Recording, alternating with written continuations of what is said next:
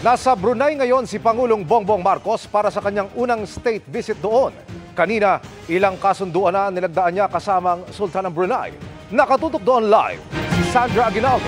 Sandra.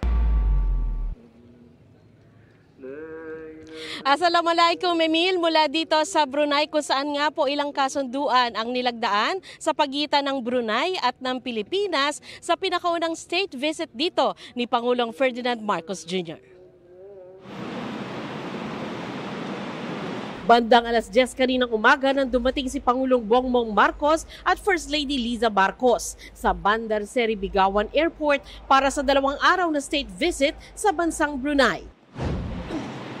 Dumiretso ang first couple sa Istana Nurul Iman o Palace of the Light of Faith, ang official residence ng Sultan at seat of government ng Brunei.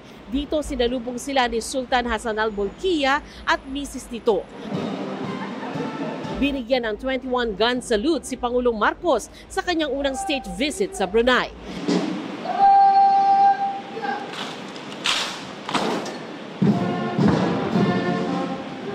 Nagkaroon din ng general audience ang dalawang leader kung saan nagpasalamat si Marcos sa Sultan sa mainit na pagtanggap nito.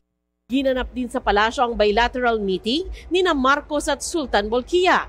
Nagpasalamat si Marcos sa tulong ng Brunei sa mga nagdaang natural disaster at COVID-19 pandemic sa Pilipinas. Binati rin ito ang Brunei sa ika-40 anibersaryo ng kalayaan ng Sultanate na kasabay din ng 40 years ng diplomatic relations ng dalawang bansa. Lumagda rin ang dalawang bansa sa Memorandum of Understanding sa Tourism Cooperation, Maritime Cooperation at pagkilala sa Standards of Training, Certification and Watchkeeping for Seafarers. Layunin ng kasunduan sa turismo na paramihin pa ang turistang bumibisita sa dalawang bansa. May letter of intent ding nilagdaan kaugnay sa kooperasyon sa agrikultura na maring magbigay daan para madagdagan ang mga produktong ine-export ng Pilipinas sa Brunei.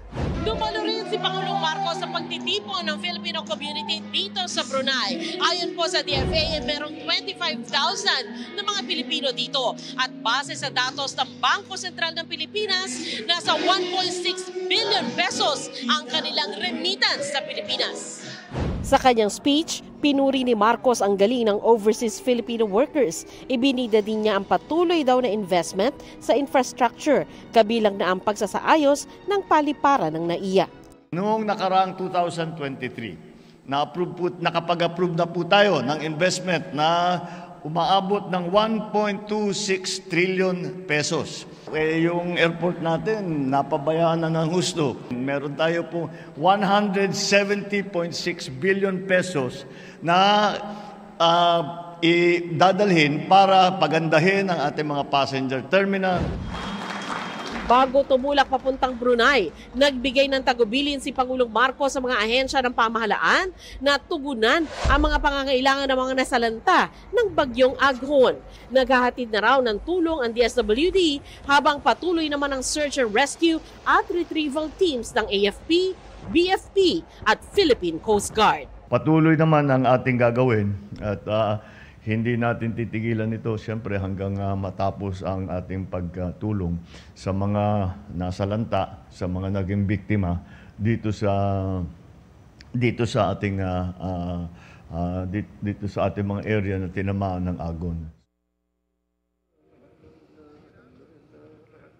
Emil, bukas ay inaasahan na dadalo ang Pangulo sa ilang pagpupulong pano kasama ang business leaders dito sa Brunei. Pagkatapos niyan ay siya po ay lilipad patungo naman Singapore para makilahok sa ISSS Shangri-La Dialogue. Yan muna po ang pinakahuling ulat mula dito sa Bandar Seri Begawan, Brunei. Balik sa inyo, Emil. Alay kumusalam. Maraming salamat, Sandra Aguinaldo.